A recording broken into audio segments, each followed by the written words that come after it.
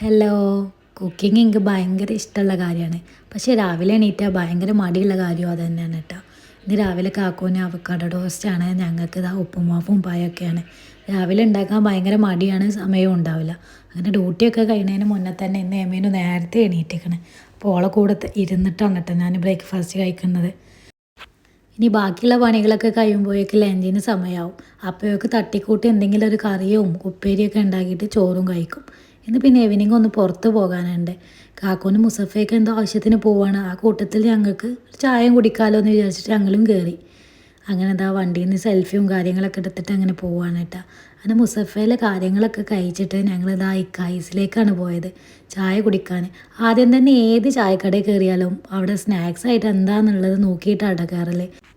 നമുക്ക് ഇഷ്ടപ്പെടാത്ത കടികളുള്ള കടയിൽ പോയിട്ട് കയറിയിട്ട് വെറുതെ ഇറങ്ങി പോകുന്നതിനേക്കാളും നല്ലത് ഇഷ്ടമുള്ള കടികളുണ്ടോ നോക്കിയിട്ട് പോണതല്ലേ.